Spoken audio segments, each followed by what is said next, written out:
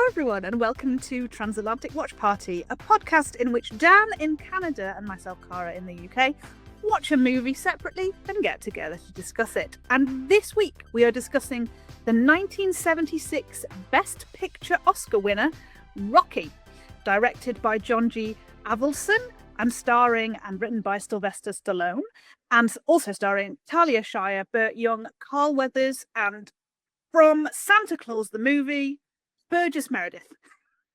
Although this predated that. This came before Santa Claus the movie. We'll just say this. Okay, so the overview. Rocky Balboa, a small-time boxer from working-class Philadelphia, is arbitrarily chosen to take on the reigning world heavyweight champion Apollo Creed when the undefeated fighter's scheduled opponent is injured. While training with feisty former bantamweight contender Mickey, Rocky tentatively begins a relationship with Adrian, the wallflower sister of his meat packer pal Paulie. His name is Sylvester Stallone. He's the star of a new film called Rocky.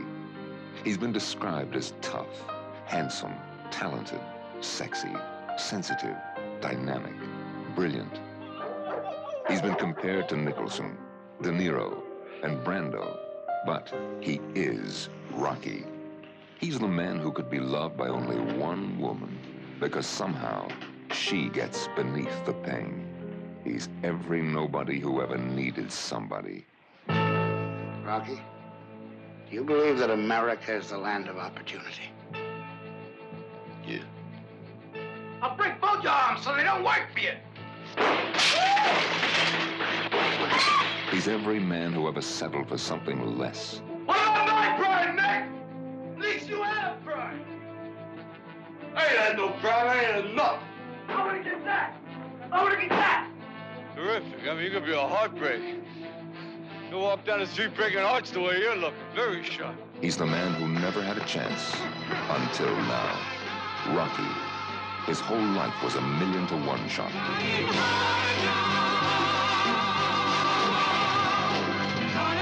His name is Sylvester Stallone, but you will always remember him as Rocky.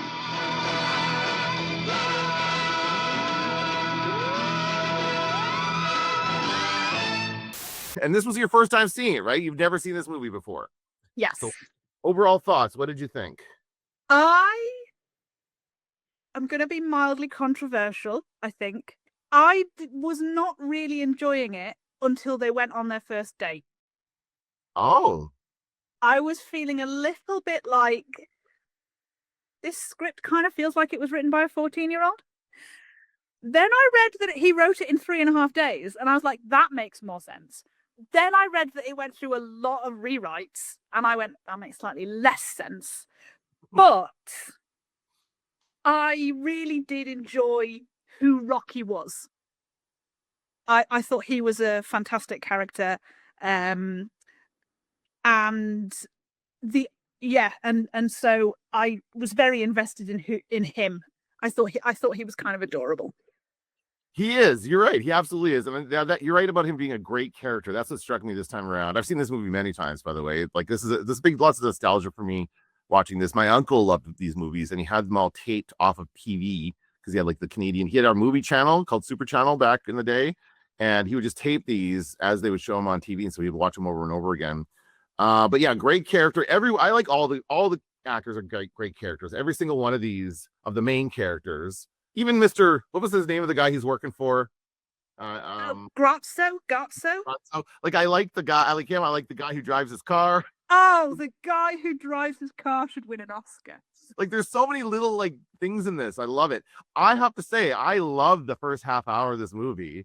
I just watch this going, this is so like just so relaxed. I'm like, okay, we're just following Rocky around in his life, learning about him and where he's going. It felt really realistic, and it felt just authentic to me. That's what I felt. What I would like to point out there then is when we watched Ladder 49, I said I enjoyed it because it was just people doing people things. Oh. And you were like, I don't really like films like that. And yet this is exactly what, I mean, most of this film is just people doing people things. That's true. You know, the final fight is like 10 minutes, you know, of the feels like 10 to 15 minutes of it. That's it. The rest of it is just kind of a character exploration of Rocky. Yeah, I guess so. I guess, and you're right, absolutely pointing out what a hypocrite I am. But I have to say, I think maybe why I like this one is because like when it's people doing people things that I'm not familiar with, or it's like a part of the world I've never been to, and this is like really a specific part of Philadelphia that clearly he's familiar with. Like that part is like, okay, this is like kind of inner city type of like lower income families and that kind of stuff. Um, I just love it. I don't know, and maybe it is nostalgia that makes me feel that way for it. I would say, looking at like reviews of it and how other people feel about it, and the fact that it consistently comes in at like, top 5 of sports movies and all that sort of stuff, I don't think it's just a nostalgia thing. I think people do genuinely appreciate this movie for what it is. I just think there was something about it that made me think of Good Will Hunting. Okay. I think for obvious reasons. And there are parts of Good Will Hunting that make me feel a little like, it just feels a little like we wrote a script for ourselves. And that's what they did, though, right? And that's what they did. Yeah, absolutely. And Sylvester Stallone did the same thing. But he is utterly endearing. He's this boxer who falls in love with the nerdy girl from the pet shop and practices talking to her in his mirror. Like, he's a boxer and an enforcer. He works for a gangster and he practices talking to the nerdy girl. And he says to her, like, I'm going to go home and make up another joke and tell it to you tomorrow. He's such a loser. I love him. Hey, your old man did pretty good tonight. Why weren't you there, huh? You should have seen me. You guys hungry? No? Here you go. Here you go. You want to see your friend Moby Dick, huh? How you doing, Moby Dick? You miss me today or what? Huh? Huh? Here you go, say hi. If you guys could sing or dance, I wouldn't be doing this, You can tell he's actually tried to make it as a boxer, right? He's been spending, it's like 10 years. He says he's been at that gym for 6 years, but it's the last 10 years he's been spending trying to make a go of this and then trying to become a professional boxer. And so in the meantime, his side job is, and I totally forgot about this part of the movie, his side job is being like a goon, collecting debts, gambling debts from like the local mob guy, Mr. Guts or whatever his name is. It's an interesting character because it's like he goes from that, like, and he doesn't really break the guy's thumbs. I know he doesn't break he's threatening to break the guy's thumb. So the guy's right. He's a bad collector. He's a bad enforcer. He's not mean enough, right? Yeah. Because he's logical. He says to the guy, I know we've already gone way off the script that you said, maybe, but he says to the guy, if I broke his thumb, he wouldn't be able to work, and then if he's not working, he wouldn't get any money, and he wouldn't be able to pay you. So it didn't make any sense, And I'm like, yes. Yeah, I guess so. But I think it's because he really doesn't want to break anybody's thumbs. He's too nice. No, he's just a sweet guy. Okay, let's start at the beginning. Let's go back to the beginning of the plot. So yeah, let's start at what is not the beginning of the film, but what is the crux of the film. Right, because this is actually just half an hour in. After they've gone through all the dating stuff that we've already kind of talked about. Yeah, like the reason the film exists, shall we say, is that Apollo Creed is due to defend his heavyweight crown in Philadelphia, but his opponent breaks his hand, leaving him searching for a last-minute replacement. So yeah, I was struck by the fact that we didn't meet Apollo Creed or have any idea this was, going to be where the story went for like half an hour. That was very funny to me. That was great. Also, Apollo Creed, because we skipped over our character descriptions. Right. Apollo Creed is such a showman. We see it at the end, but we see it at the beginning when he's we see him on the TV when Rocky goes to the bar, and he is like, dressed to the nines. This is a cool. He's a cool cat, this man, and he says something absolutely brilliant. They say, "Have you got any advice for the young kids And he's like, stay in school. Sport makes you grunt and smell. Be a thinker, not a stinker. And he just walks off. Absolutely, absolutely magnificent. I was in love with him from that moment. That's a good one. And also, I was struck by how boxing is a weird sport. Like, this is his chance to regain his title, to keep his title. Mhm. And his opponent drops out. Like, what other sport does this happen in? Where they just go, oh, well, just get someone else in who could be world champion. Like, Right. every other sport I know, you have to like go through leagues and semi-finals and stuff. Boxing is odd. Was it still like this, or was it just like this back then? I don't know, because I don't watch know enough about boxing. boxing either, but you're right, absolutely right, because like you think there would be a person, like a ranked list of contenders, right? That would be like, okay, we go to the next guy now. We're not going to pick from a random, because what they're doing in the scene. And by the way, the first, like again, this Wikipedia thing I've got here, it completely skips the first half hour, because the first half hour is just introduction to Rocky, introduction to all the people in his life, right? Like, yeah, it does that in the next bit. It's like, meanwhile, he's falling in love with Adrian. Yeah, it's a very weird way of putting it. Creed selects Rocky Balboa, an Italian-American journeyman. He selects him on his name alone, and that's it. That's what he does. It's like he just likes the name. The Italian Stallion is his nickname, and he's going through, like, I assume is a book of registered boxers. Like, they're just kind of scanning through the book. Boxers in Philadelphia. Maybe there's a rule about how it has to be a same boxer from the same city as the challenger was. Maybe that's part of it. No, I don't even know that they even have to fight in a place where one of them is from. So I don't think that counts. And you do see them. He says, I want to fight someone who's like top 10. So he is talking about ranked. But then, like, the person who's number 2 is fighting someone else, so he can't do it. The person who's number 5 is in his current not in shape form, as boxers do. They're like in shape, and then they're not in shape, and then they're in, So he says he can't get in shape quickly enough. Right. And so Creed's decision is, then let's make this like the land of the American dream and pick a nobody. right. And you're right. And he's all about the show of it. He's trying to put on a show for people. He wants to make it inspirational, tied into the bicentennial and the celebration of the American I can't remember the name of the person that was suggested. He's like, no, I don't feel no heat off that name. Like, I don't feel anything off that name. Like, and I'm like, really? And this guy's like making a good point. I'm like, this guy's a contender. And he's like, no, I don't feel any heat. So then he goes to the Italian Stallion. Yeah, that's it. And it's just the name alone is all he cares about. He just wants it to be a show.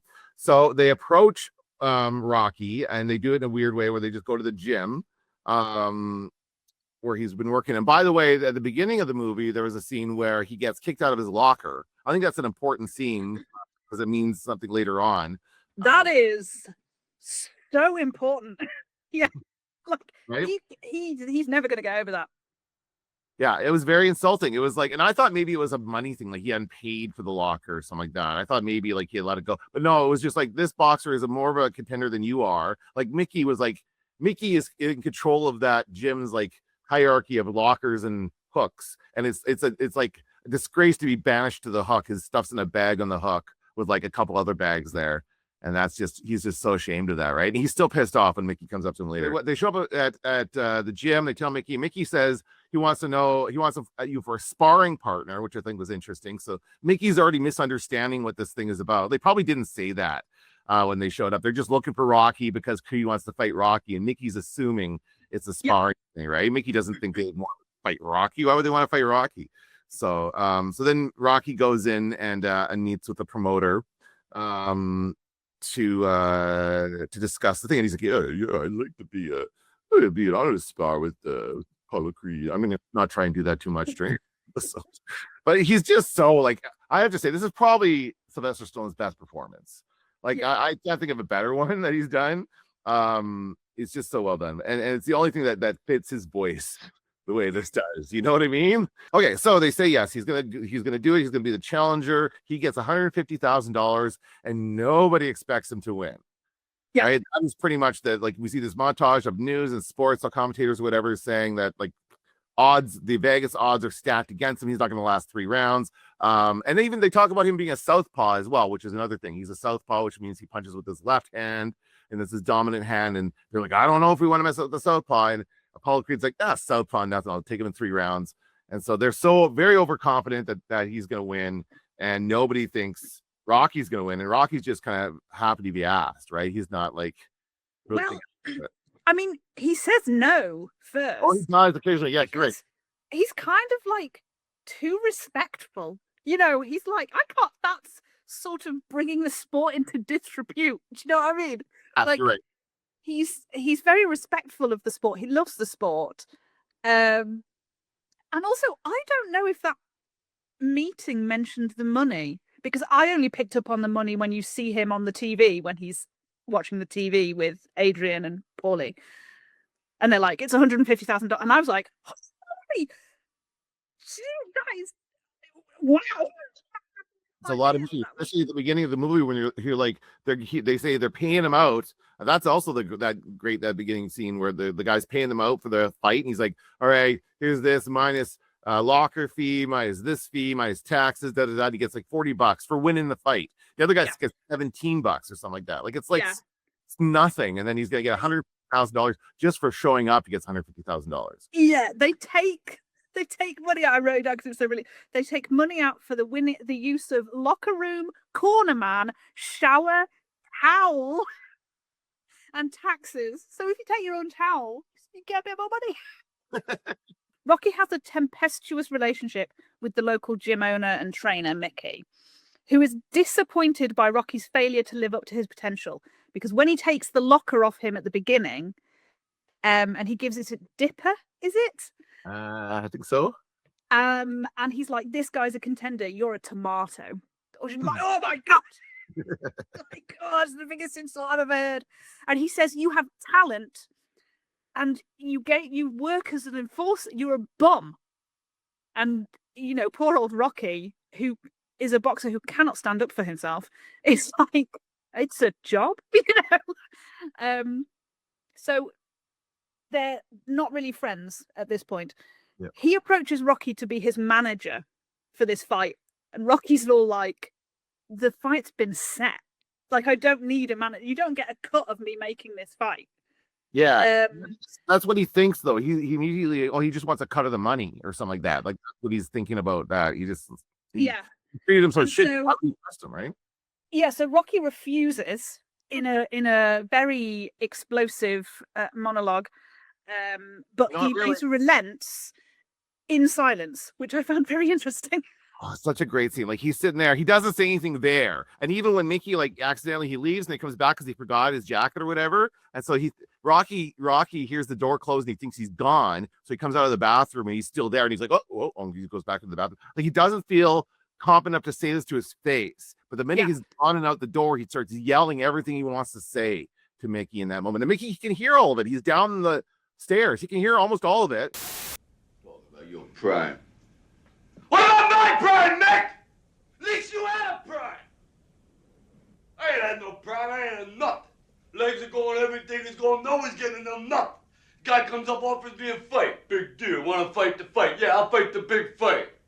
I wouldn't want to fight that big fight. It was going to happen to me. I want to get that. I want to get that. That moment when he opens the door and closes it to go back to get his hat, and so Rocky thinks he's left.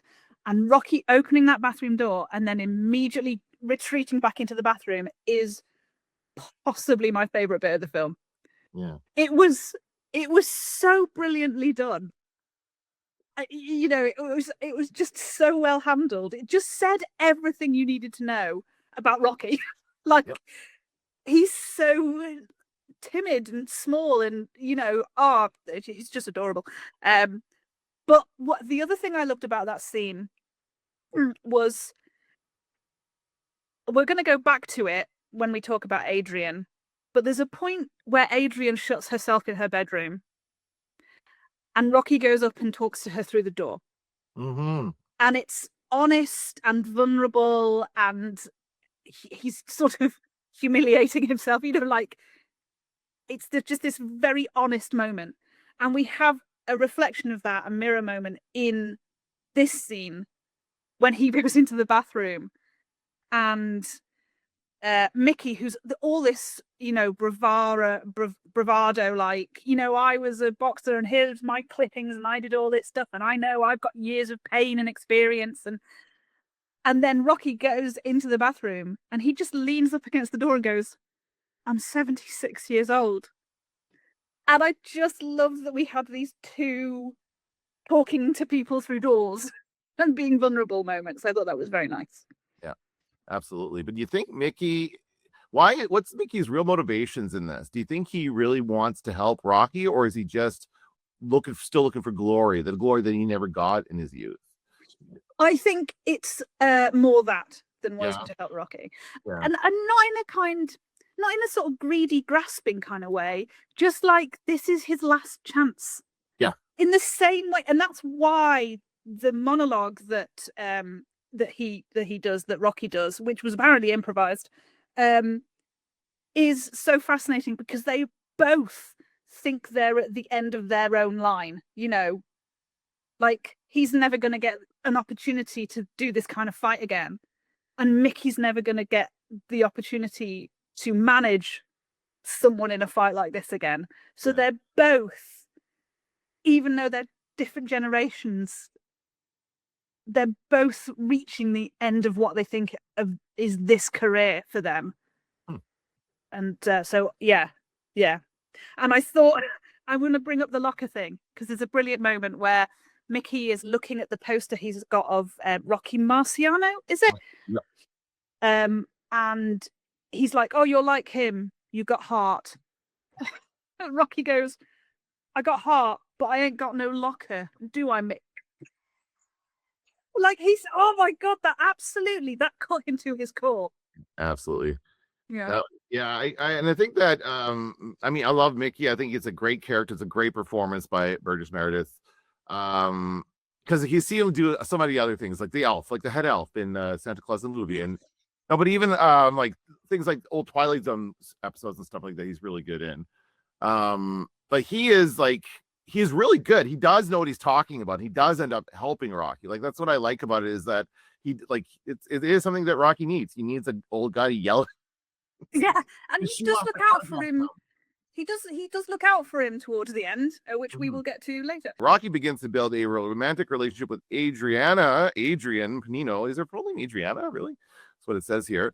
A shy woman who's working part-time at the J&M Tropical Fish pet store. Adrian's brother and Rocky's best friend, Paulie, helps Rocky get a date with his sister by lying to both of them.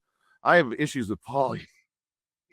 I have so many issues with Paulie, and most of them are I love him. He's terrible. He's an awful person. He's great. Well, I think that he's just a broken person. I think that's what he's meant to be, is just a person who is in no control of his emotions. He is completely impulsive, and he seems to. So we said, and I think the setup between Adrian and Rocky is adorable. Like when he goes into the pet store and he's trying to talk to her, he goes in. He just apparently tells himself the turtle food. He doesn't pay, and he's trying to get it into like. It doesn't seem like she likes him. Is what I'm trying to say. Like it obviously likes her, but it looks like Adrian does not like him. And even the boss go into the back and gets her out of there because it seems like it's an uncomfortable situation. Yeah. Did you feel that too? Did you get that sense? I wrote down, Rocky is a good guy, but he's a bit of a creep. Yeah. And then like he stalks this woman. He turns up at her place of work every day to tell her a joke that she doesn't respond to. And he keeps coming back. Just leave her alone. She's not interested. Yeah, he's very persistent. And so what Paulie does is Paulie invites him over for Thanksgiving dinner. And Rocky says yes. And so on the way, Rocky asks him about 14 times whether or not his sister knows that they're coming, that he's coming. Because I think Rocky knows Paulie. Rocky knows that Paulie maybe might not have told Adrian that he's coming. So they show up, and sure enough, Paulie has not told Adrian that he's coming.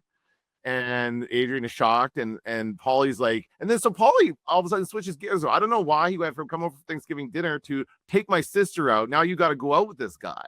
And she had perfectly good turkey in the oven that he freaking throws outside. Yeah. That's ridiculous. I was so mad at Paulie in that moment after he threw the turkey out. Like, what a jerk. It made no sense. And he's like, hey, take my sister out. And he's, in the meantime, he's like rubbing this turkey leg all over Stallone's very nice leather jacket. Like, stop it! But that was so weird. And I guess, like, I get the feeling that she is used to it from him. Like, she's a sister. She understands what he's like. But until she comes out, and you're right about that scene where he's talking through the door. Like, in that moment, you can tell he's so embarrassed to be talking through the door. He keeps looking at Paulie. Why are you making me do this? Like, why? Yeah. You should let me go. Because like Rocky knows that it's just weird that he definitely was not invited and that Paulie's just kind of trying to set all this up. And until she comes out of that room fully dressed and ready to go, I did not think she wanted him to be there at all. No. Right? Yeah. Like she's like, okay, yeah, I want to go out. And then I was like, oh, okay, I guess she does want to go out. Well, also, I think she probably wants to go out to spite Paulie, even though he wants her to go out. But, you know, she can't sit in that house for the rest of the night with no turkey and her brother who, you know, like, I'd go out. Yeah.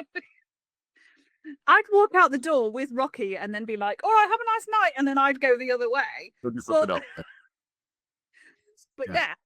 And their date is also pretty adorable. They go out. So this is where they had you at the ice skating? Is that when you were all... Oh my God. I was like kicking my little feet and like, I'm so good. I just want to squish them. They're so adorable. Oh, first he has to talk the guy into letting them skate.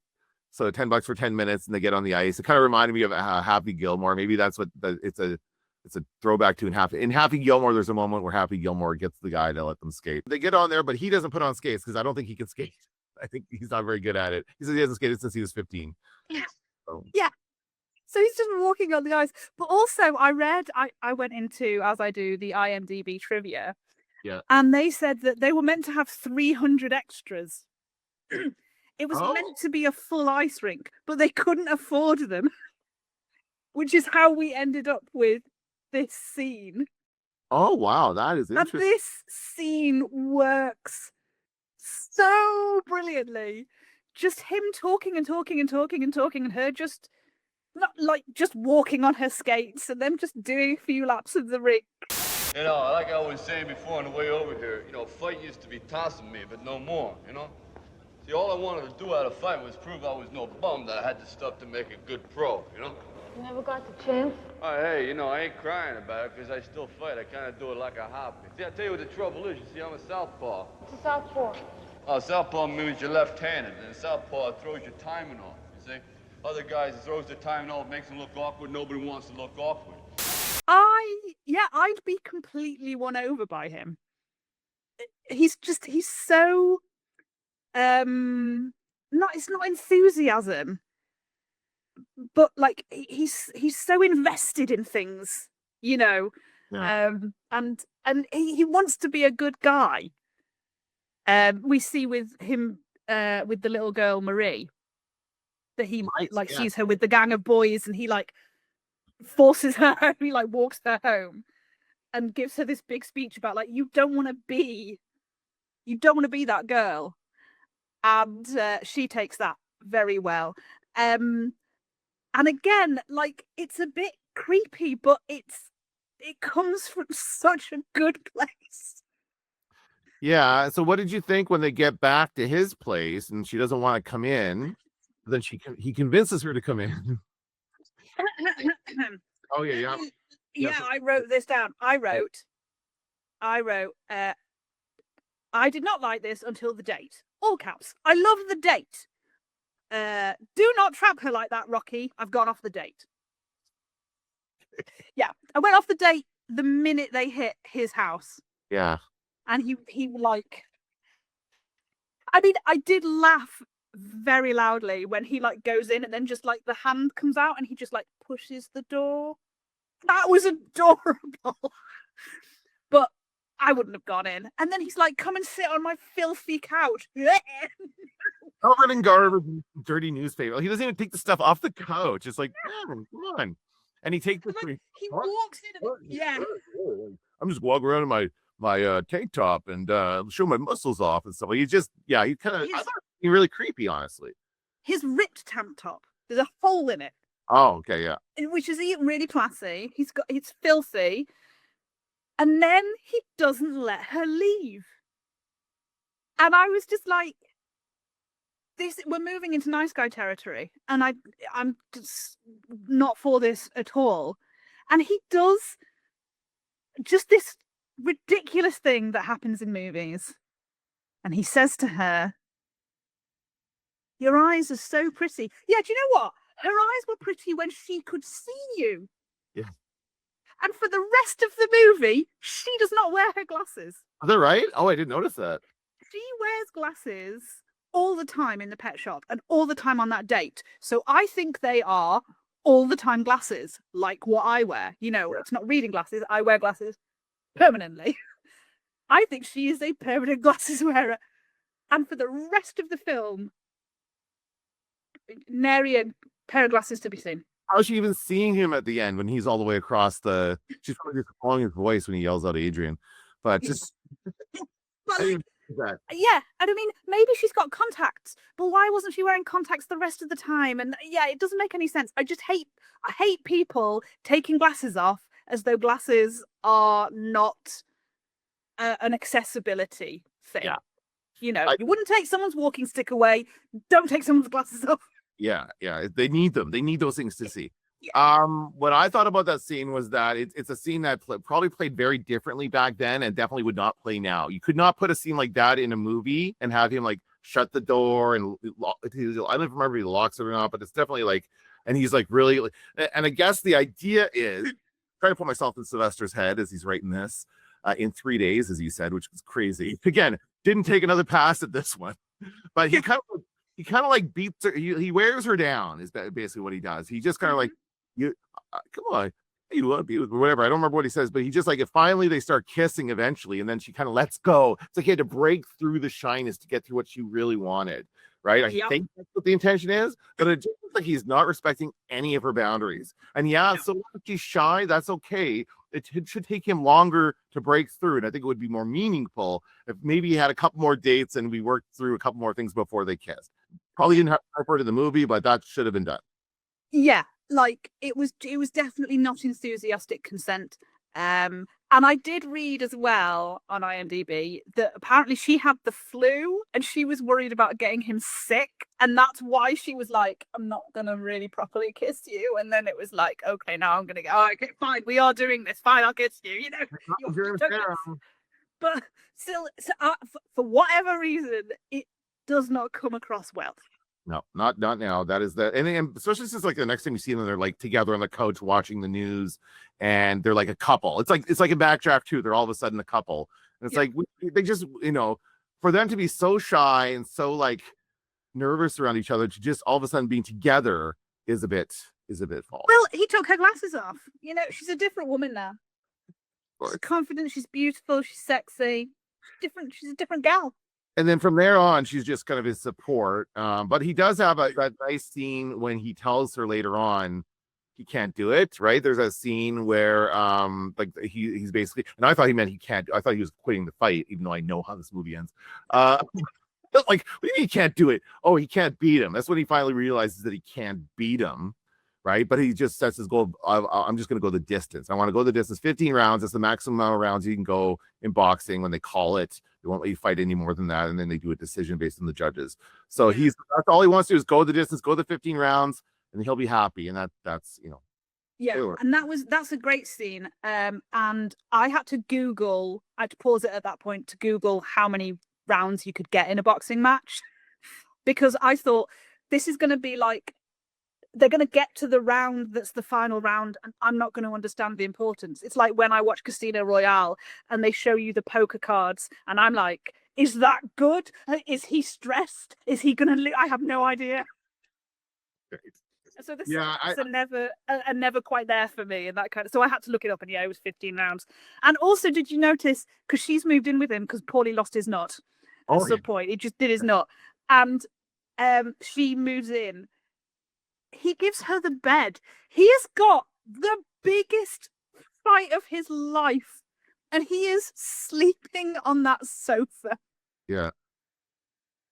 Well, he loves it, right? And meanwhile, this is probably around the time, so he starts training for the fight. We get all these iconic scenes of like the things that people know about Rocky, which is like him punching the side of meat, cracking the eggs into the glass, where you're drinking raw eggs.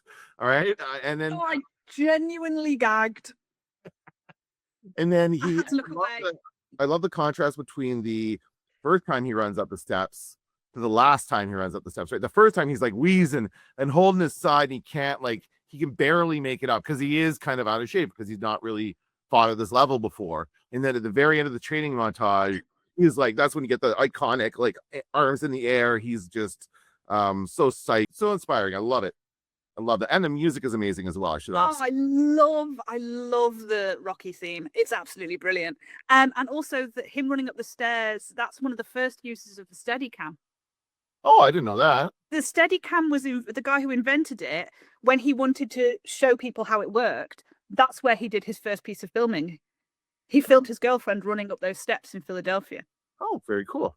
And then it went off and it was used in a couple of other films, and then they got him back to do Rocky. And so yeah, that was very cool. It's also during this time that Rocky does his interview on TV where he punches the meat again. And Paulie, now it's funny because the first time he went in there, he's punching and it looked like he hurt his hand. And then Paulie's like, you're breaking the ribs and all this stuff. But then now he like goes in there and does this regularly, and the owner's okay with it somehow. And then Paulie also keeps poking his head, trying to get in on the shot, which is also funny. But then it's starting to notice, like we see again, to contrast that, we see Apollo again planning this big spectacular show and about the media attention and something about Canada. I noticed there's like, there's Canadian something or other. What did he say? I can't remember. I should have made a note of it. And so he's not paying attention. And meanwhile, this guy, his trainer, his manager is watching Rocky punch this side of beef, and it looks intense. Like it is. That is just like, holy crap! This guy's going to do this to you. That's right. That's what this means.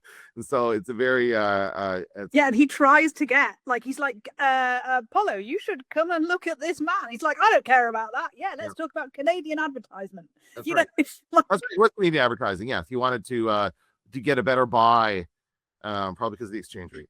Okay. So, and so then that takes us up to, hey, this is also a New Year's movie. I just realized this as we were watching it. It's kind of a New Year's Christmas movie. Yeah, it is. It's purely Thanksgiving, Christmas, and then New Year's Day, isn't it? Yeah, so I have to watch this around next time. Yeah. And with those holidays, you can watch Rocky. The fight comes around 15 minutes before the end of the film, and Creed makes the entrance to end all entrances, dressed as George Washington. Oh, he would have loved Hamilton. Yeah, the spotlight. Am I seeing right back there? Is that the world heavyweight champion? You know, he's in a boat, riding in a boat. Is he supposed to be George Washington? Obviously so. He's got the hat on, the whole shot. Look at that. It's been confirmed. The world champion, Apollo Creed, is doing an imitation of George Washington. He's throwing money. I don't remember when we were flying in, we were talking about George Washington and throwing a dollar. Throwing a dollar. Of course, they threw a dollar in those days and went a lot farther. Now he's taking his right wig came off, the hat came off. And the crowd is loving every minute of it. Look at this. Here is the world heavyweight champion. Apollo Creed, for you around the world, he was dressed as George Washington, the father of our country. And when he gets in the ring, he takes the Washington outfit off. Uncle Sam. Right. And then he puts on the top hat. Yep. And then he's going, I want you. I want you. I want you. And the announcers are explaining the reference to people. That was quite fun. Well, I think they might be commentating for radio. Oh, okay. Fair because enough. they do say a number of things that give the indication that they say, like, if you're not watching, this is what we're seeing. So I think they're maybe including people who aren't watching on TV. But he comes in, he has the most extraordinary entry. Prior to that, Rocky comes in and barely anyone notices. And it's hilarious. Like, that's not how boxing works now. And I don't know if it's how it worked then. But this whole movie, I was like, why is Rocky not being harassed within an inch of his life from the minute it's announced? Like, it's so weird that the press aren't up in his face at all hours of the day. He doesn't have managers contacting him. He doesn't have anything at all. He just kind of just carries on with his life. It's very odd. And then he walks out into the ring and is like, ladies and gentlemen, here's Rocky Balboa. And like 6 people are like, and everyone else is like, he's not really paying it. And I'm like, this guy is doing something insane. And you're not paying him any attention. Nobody thinks he's gonna win. Nobody thinks he has a chance. Like, everyone is completely dismissive of him. And then I like that in the scene comes in the previous night to check out the arena before everyone comes in there. It's empty, and just the boxing promoter comes in. And I knew about this mistake. You pointed out that scene that was created because they couldn't get extras. This scene, the poster was created wrong. The poster of him saying the boxers, like the red shorts with a white stripe, but it's supposed to be the other way around. And the boxer's like, it doesn't really matter, because that was a genuine mistake someone made in the art department. Yep. So they wrote it in, so then they would notice that people would know that. And that's when I was like, oh, maybe he is a good script writer, because he did that. He also, for people like me, he did that for people like me so that I couldn't go, wait a second, he's ruining my life here. Also, the robe that he wears walking out into the ring is too big for him. Yep. That was a wardrobe situation. He started putting lines in about how the robe is too big, so that, again, people like me won't go, his robe looks a bit big. I hate you, Sylvester Stallone. That's interesting. I didn't notice the robe was too big. I love the advertising on the back of the robe. Paulie came in put an ad on the back for the meat packing plant. Now, can we clear up something? Did Paulie lose his job, and that's why he was so upset on Christmas? That's what I didn't understand, because he says, I can't haul meat no more. Yeah. So what was that all about? And I thought maybe the owner wasn't okay with Rocky punching his meat. That sounds like a euphemism. It's not a euphemism. Maybe they weren't okay with it, and they found out about, Rocky doing this through the TV spot, and he got sacked. But we know he hates that job. We know he's constantly asking for a job with the guy that Rocky works for. So is he just saying at that point, I can't bear to haul meat anymore? I didn't know. Yeah. So either he lost his job, and him getting this sponsorship on the back of the robe was him like getting his job back, or he was just having an existential crisis, which Paulie's having for the entire film. That's true. And I think you might be right. Like, he said that he gets $3,000 out of it too. Roddy gets and an oversized robe, and then Paul gets $3,000. So it's not bad. We have a great shot. I love the shot of the microphone coming down from above, and then going back. That's a great moment. And they start not hitting each other. Yeah. And I got very confused, because I didn't know if I was meant to think they were landing those hits, because they so obviously weren't landing those hits, and there weren't the necessary sound effects to make me believe that they were landing those punches. So, because every time he went towards Rocky would put his head back, and I was like, oh, because of what the commentators are saying, is that meant to be him recoiling from the punch? Because I just thought he was getting out of the way and being nimble. Yeah. And so I was a little bit lost. Yeah, it's true. I don't know. That for the opening parts of the fight is just like them kind of testing each other out a bit, I guess, is what they're supposed to be doing. I don't know if they're meant to be real punches or not. Yeah. But all the way through, like, at no point did I know which, like, unless they're like in the body and you can really see it. Yeah. I didn't know which ones we were meant to know had hit and which ones I was a little bit confused. But Rocky knocks Creed down in right the away, first round. Yeah, that was And great. he has never been knocked down before, and that's a really big deal. Yeah. And something interesting happens, which I was educated about, because it was like a people thought it was a goof, but it's not. He's down on that mat for quite a while. So you kind of think, oh, he's done. He's out. But Rocky does not go back to the neutral corner. And the referee won't start counting until the other fighter is in. So if Rocky had walked back immediately to his corner, he might have won. That's interesting. So people kind of think that they've got that wrong because they give him too long to get up. But because Rocky holds off on going back to his corner, he gives him the time to recover. Rocky's just so excited he landed the punch. Like Rocky, the entire time, like as soon as he comes in there, he is having a great time. Like there's a few people who support him. They're like, hey, he's like, hey, things are coming out, hey, and he's just like, he's talking to Mickey, he's making jokes, he's like, look at that thing and look at this thing. He's kind of like just taking the whole experience in, right? He's just so thrilled to be there. But when he lands that punch, he's like, oh, okay, now I'm in this. Now I could be. That gives him the confidence. And after that, not even that. After that, because it takes a little bit longer for Creed to realize that it's a real fight, right? He's still going on and showboating a bit after that. But then his manager talks him into saying, hey, it's not a show for him, it's a fight, right? Put into it and start fighting. And then they go on, they just keep fighting, and that's when we see like the montage of the rounds going by, and that woman painted to look like the Statue of Liberty, which is probably painful to take off, I'm sure. It's so, can I just say, that is so weird. Creed keeps referring to it as America's biggest birthday. And he comes out as Uncle Sam, and he comes out as George Washington, and there's the Statue of Liberty. What are all of those things? What do all of those things sort of make you think of, other than like the First World War? The 4th of July. Yes. Why is this happening on New Year's Day? There was at some point in the early on, they talked about them. They said it was America's most celebrated day of the year or something like that. Yeah. There was a phrasing like that in that. I'm like, well, that's the 4th of July. The 4th of July is the most celebrated day of the year, not New Year's Day. So that is, very weird. It's a very weird idea. But yes, they on July 4th, right? Yeah.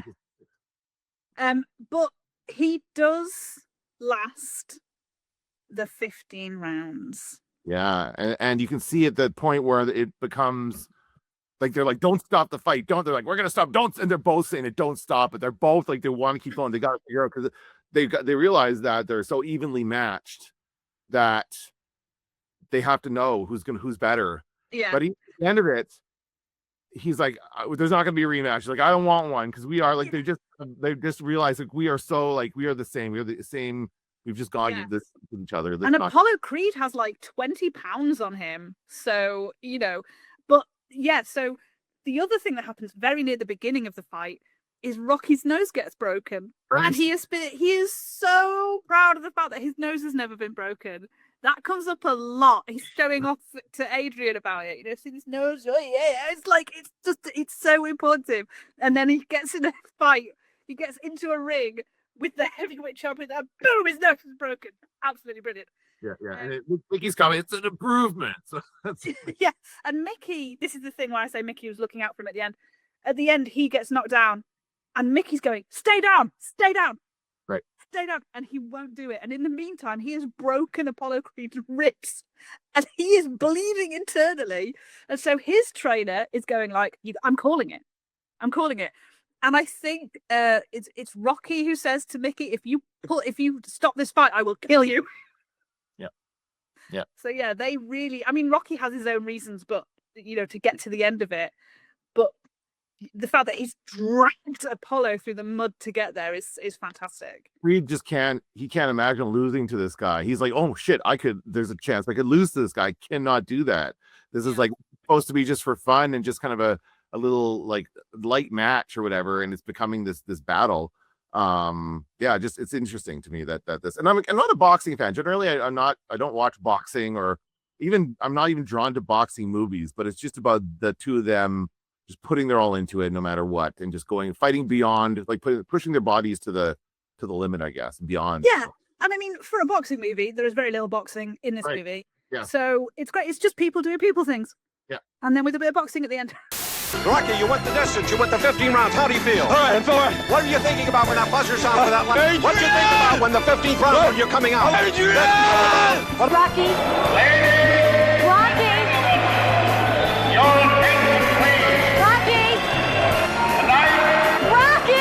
We have had the privilege of witnessing the great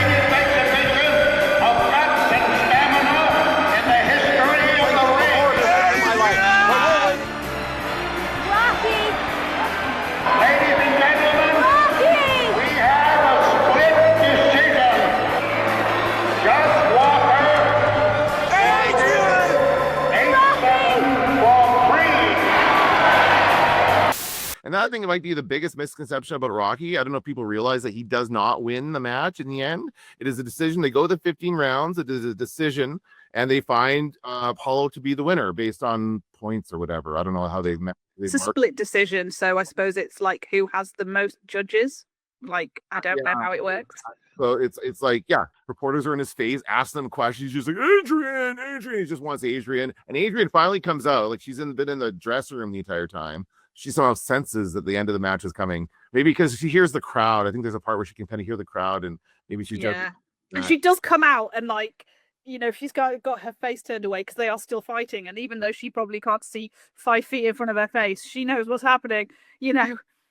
Then he calls her and he's like, get out of my face. So the reporter calls Adrian, and Adrian comes over and he's like, I love you. That's when they say I love you for the first time, is right after the match. Yeah. Right? Very, very. So this is the thing, Dan. You say Rocky doesn't win, but doesn't he? Well, he wins in love. He wins in life.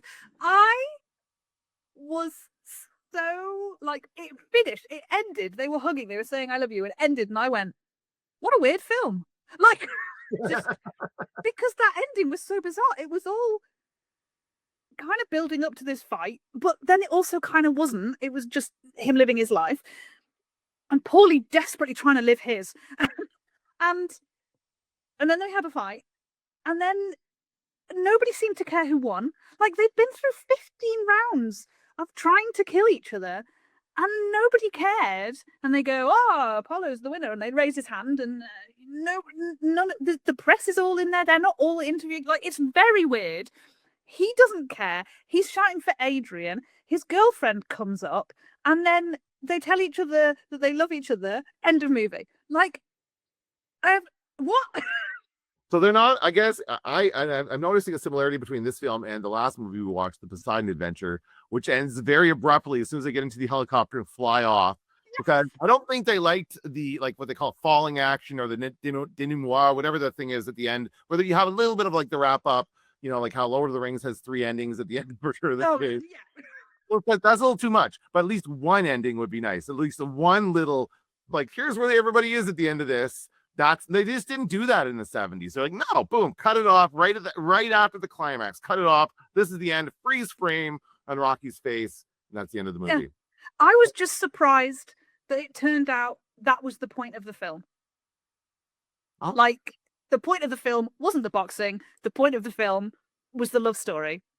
And I was like, oh, I didn't really pick up on that. You know?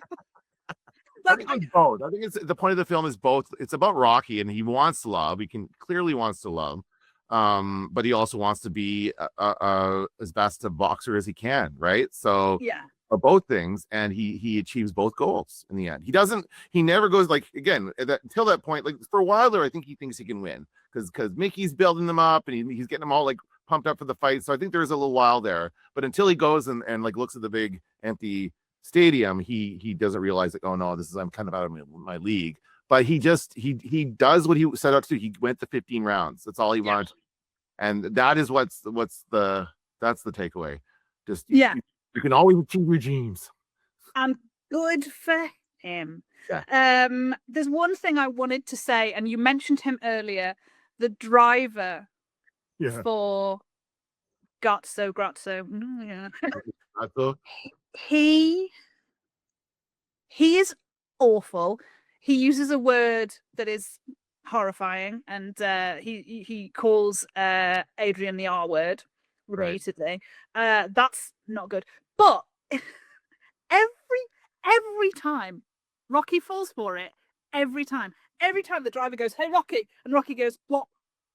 And he says something horrible to him. Yeah. And so they have this whole conversation about Adrian being the R word and him sticking up there like she's shy, and they're getting into it with each other and, you know, trying to punch each other across the car and stuff. And then he's like cooling down and he's taking notes from Grazzo or whatever he's doing, and then the driver goes, "Hey, Rocky," and he goes, what, like, not even like what, it's genuinely like, yeah. He's forgotten about everything that's come before. Yeah, he's a blank slate. He's so stupid. Hey, Rob. What? Remember what I told you. What'd you tell me? Take it to the zoo. I love his reading glasses when he's taking notes. He goes, oh, okay, I gotta pick up, let's say, $200 for this guy, and he's like got his glasses out. He's hilarious seeing this tough guy with his little reading glasses. The first, like, because he goes over and he doesn't break the guy's thumbs, and then the mobster guy is like, "Oh, you didn't break his thumbs," and then he goes, "Okay, well now you're gonna go and see Del Rio," and he's like got his little note about that, and he goes, "How do you spell Del Rio?" Like, that doesn't matter. You're gonna go and punch him in the face. Why would it matter? But yeah, he's so cute. Also, the other thing that gets so she loses her glasses. He also loses his dog. Where does Butkus go? Oh yeah, I don't know. I was You know that's actually his dog. Oh, is it really? Sylvester Stallone's dog. He was at the point when he was trying to sell this film. I read somewhere that he had like $106 in his bank account, and he was looking to sell his dog.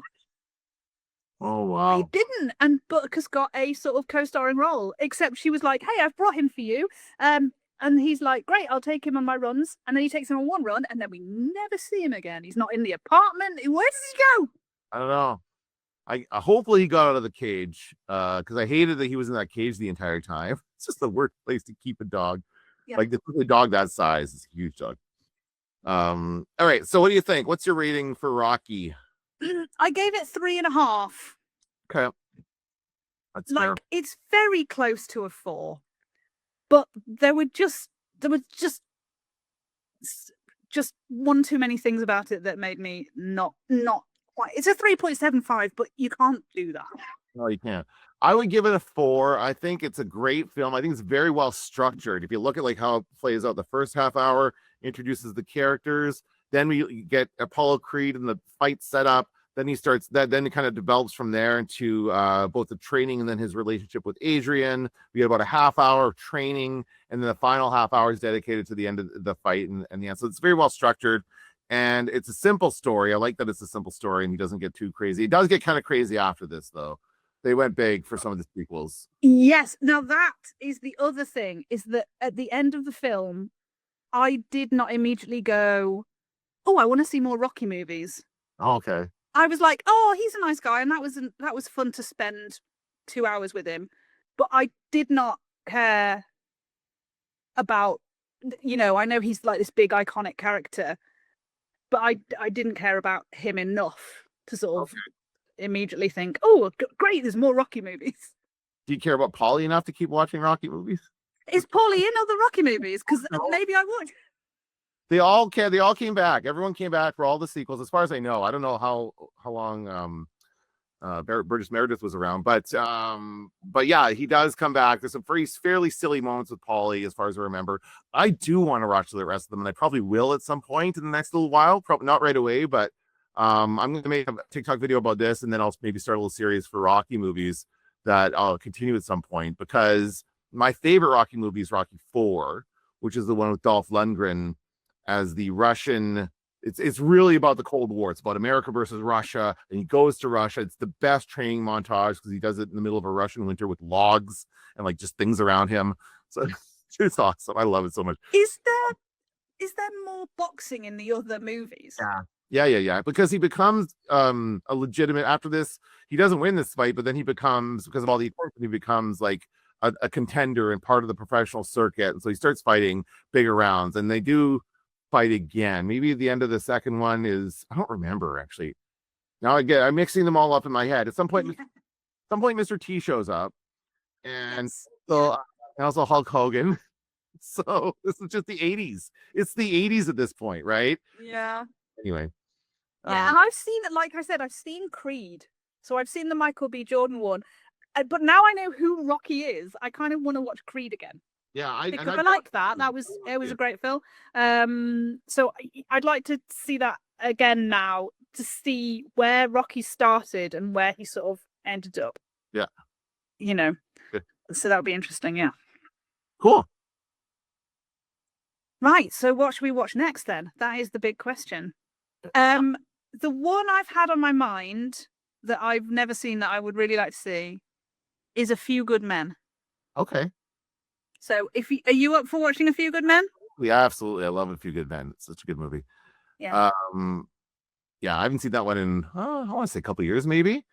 Of course, it's a Rob Reiner movie, and we recently lost him very sadly. And yeah, it's a good time to look back on his films and really celebrate the kind of director he was. And that'll be fun to talk about. I think I've heard a lot of fun stories about A Few Good Men. I think we can probably find and share about this. But yeah, it's a good one. Yeah, it's one I don't know. Is it You Can't Handle the Truth? That is the one. Is the end of my knowledge. Well, yeah. Back when Tom Cruise could do different things, it's like he's showing his range a bit. Although he's still Tom Cruise, but he's like, I don't know. At some point, he just gave up trying. When he started doing just Mission Impossible movies and stopped doing anything else, that's when he kind of stopped trying. This is back when he's trying. I think he was still trying to win an Oscar at this point. So he's great, and the cast has got so many great actors like Kevin Bacon, Kiefer Sutherland, Kevin Pollak. Look at all this stuff. Just pulling all this stuff out of thin air. I know all this stuff about A Few Good Men. Would I own A Few Good Men? Would I own it? I do not think I do. No, I do not own A Few Good Men. Well, neither do I. So we can both rent it from somewhere and discuss it next week. That sounds good. Brilliant. All right, well, this has been a joy, and I will speak to you then. Okay. Bye.